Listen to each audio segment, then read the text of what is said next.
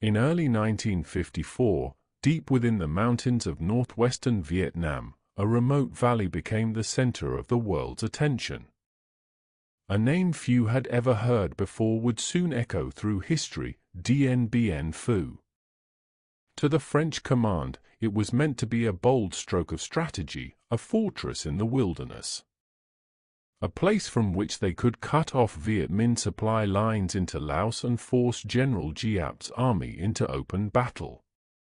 To them, it was the key to victory, the end of a long and grinding war. But to the Viet Minh, it was an opportunity, a chance to strike a decisive blow and end nearly a century of colonial domination. In late 1953, French paratroopers dropped into the valley. They dug in quickly, building airstrips, bunkers, and strong points named after women: Beatrice, Gabrielle, Isabel. Commanders boasted that the base was impregnable.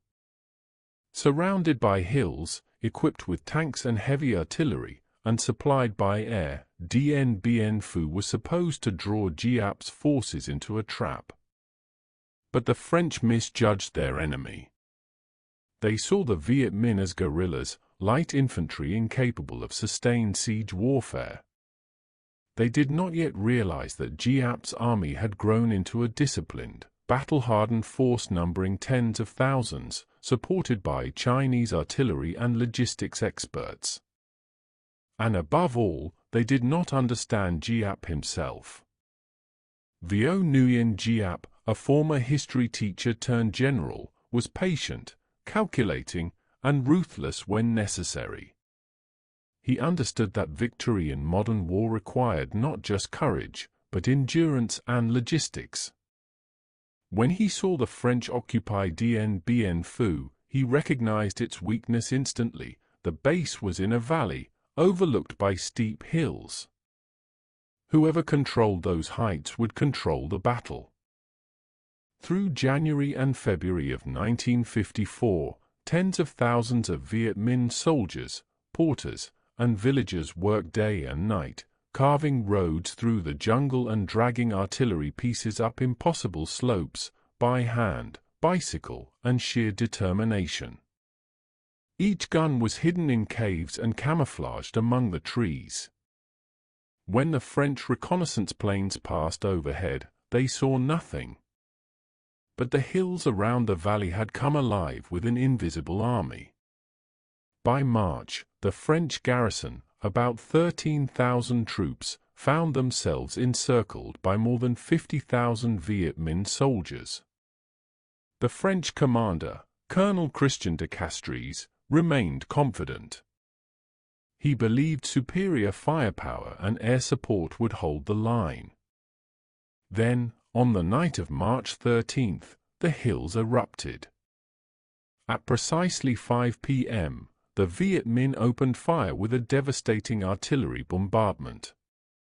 Shells rained down on Strong Point Beatrice, shattering defenses and killing the commanding officer within the first hour. By dawn, Beatrice had fallen. Within 48 hours, Strong Point Gabrielle followed. The French airstrip, their only lifeline, came under constant fire. Supplies could no longer land safely, airdrops missed their targets or were captured by the Viet Minh. Rain turned the valley into a swamp. Shell holes filled with water. Men fought, bled, and died in the mud. From the French trenches, soldiers watched as the hills flashed with muzzle fire, Viet Minh guns that never seemed to stop. Every attempt to counterattack was crushed by accurate, relentless artillery. The once boastful fortress was now a trap, a killing ground from which there was no escape. Inside the bunkers, morale began to crumble. Medical supplies ran out. Stretcher-bearers risked their lives for each wounded man. The smell of cordite and death hung heavy in the air. Radio operators sent desperate messages to Hanoi. "We are holding, but barely." To the north, Giap adjusted his strategy. he abandoned costly frontal assaults and instead tightened the noose, shrinking the French perimeter meter by meter. He was in no hurry. Timing and terrain were his allies.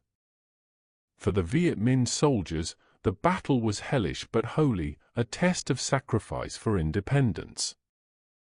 They fought under banners proclaiming determined to fight, determined to win. For many, death at Dien Bien Phu was not an end, but an offering to a future Vietnam freed from foreign rule. By mid-April, the French position was desperate. De Castries requested reinforcements, but none could reach the valley. Every attempt to parachute supplies cost lives. Each passing day, the perimeter shrank. Outposts that once bore romantic names, Beatrice, Gabrielle, Anne-Marie, were now smoldering ruins. The defenders fought bravely. Legionnaires, paratroopers, and colonial troops from North Africa and Indochina held out against impossible odds. But they were outnumbered, outgunned, and out of hope. On May 7th, after 56 days of unrelenting siege, the French fortress finally fell. White flags appeared above shattered bunkers. In silence, the surviving defenders laid down their arms. Out of 13,000 men, more than 10,000 were dead, wounded, or captured. The once proud outpost was nothing but twisted metal and craters filled with rainwater. In the hills above, Viet Minh soldiers raised their red and gold flag, the symbol of a nation reborn. News of the defeat shocked the world. In Paris, the government fell. For France, it was the end of empire in Indochina. Negotiations began in Geneva within weeks of the surrender.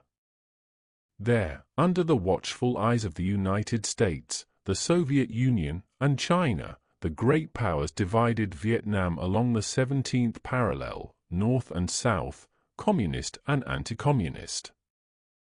A temporary measure, they said. Elections would follow.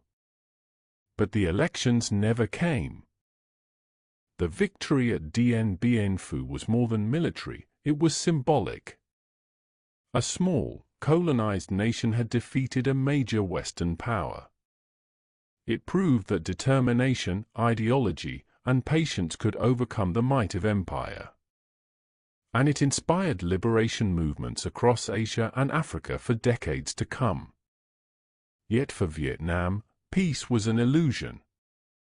The country was now divided in two, and both sides claimed to be the rightful government of all Vietnam. The seeds of the next war, a larger, deadlier, and far more international conflict, had already been sown in the mud of Dien Bien Phu. In the distance, the sound of new engines approached.